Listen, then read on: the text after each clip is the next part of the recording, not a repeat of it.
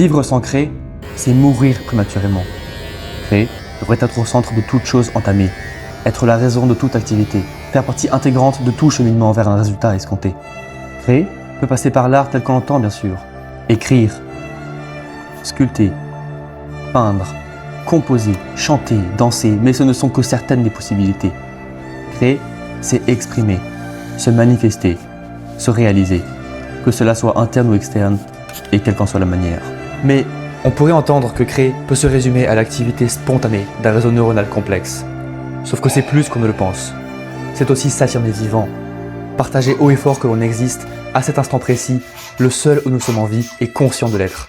Et il n'y a pas à choisir l'un par rapport à l'autre, ce sont seulement deux prismes d'une même réalité. Et c'est peut-être l'activité qui nous sépare le plus des autres animaux, cette traduction d'une idée fictive en un élément ancré dans le réel par la seule force de notre bon vouloir, de notre impression de libre arbitre, qu'elle soit fondée ou non. Créer, ce n'est pas un besoin réservé aux derniers étages de la pyramide de Maslow. La création la transcende de bas en haut.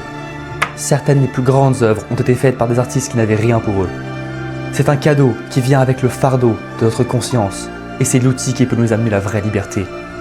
Qui que tu sois, d'où que tu viennes, et quel que soit ton environnement, tu peux créer. Si on pouvait te définir tel que la somme des idées émergentes, de la relation entre ton environnement et ta génétique, l'utilisation volontaire de ces dernières pour un but d'un intérêt nul pour ta survie serait la preuve de ta conscience. Cela ne signifie pas que l'on ne peut pas être réduit à notre génétique, simplement que cette dernière nous laisse le choix de l'action, car c'est ainsi que la sélection naturelle en a décidé. Le bonheur et la paix intérieure ne sont pas nécessaires à notre survie. Ils déterminent pourtant bien notre perception de notre expérience d'être conscient. Alors utilisons notre choix d'action pour trouver notre sens et embellir nos expériences. Et car la vie n'a pas de sens objectif et qu'on peut en donner un, mais qu'aucun ne fera l'unanimité, autant se trouver le sien.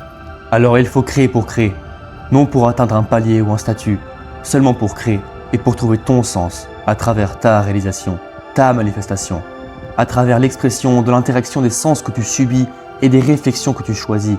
Et notre environnement n'incite pas à la création. Nos sociétés manquent de nuances, toutes autant qu'elles manquent de sens, à favoriser l'accomplissement face au cheminement, l'accumulation face à l'expérience.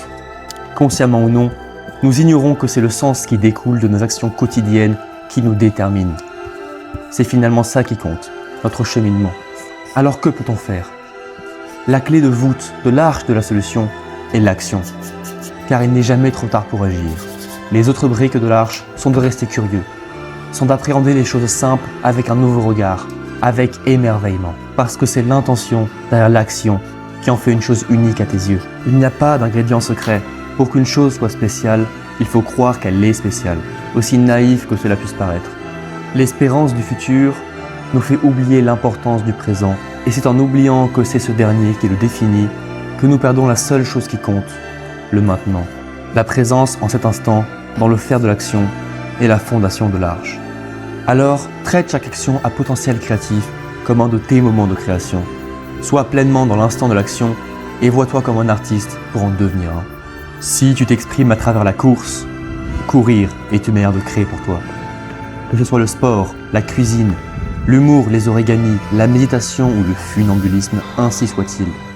Vois ces moments de création comme des occasions de cultiver ton art et cultive tes passions pour les transformer en une raison de créer, une raison de vivre, une raison d'être. C'est quand tu vis pour créer et que tu crées pour vivre que le sens subjectif qui découle de ces moments te suffit pour devenir un être en autarcie spirituelle. C'est ça la solution.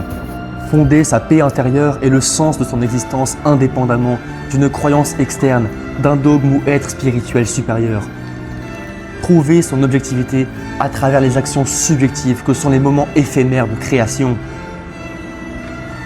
Alors lève-toi et va créer pour vivre.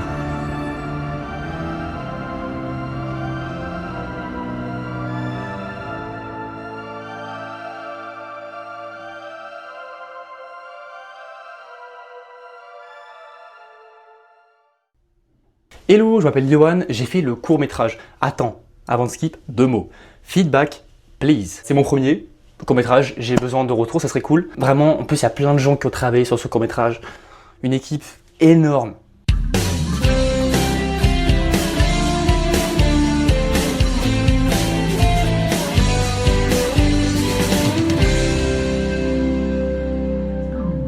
C'est faux, vraiment, seul tout. Alors on est vraiment sur du fait maison. J'ai fait tout le script à 100%, pas de LLM. J'ai fait entièrement la musique, j'ai tout filmé et je sais qu'il y a du boulot et c'est pour ça que j'ai besoin de retour. Par pitié, je réponds à tout. D'ailleurs, abonne-toi. Je commence, je fais encore plein de trucs un peu différents, pas une DA ultra précise pour l'instant, mais on kiffe. Et puis soutenir un mini créateur, c'est cool.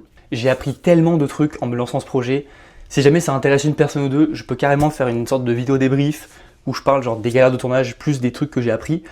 Parce que mine de rien, il y en a, ce serait avec plaisir, donc n'hésite pas à me dire. Sinon sur ce, des bisous, prends soin de toi et abonne-toi. Ciao.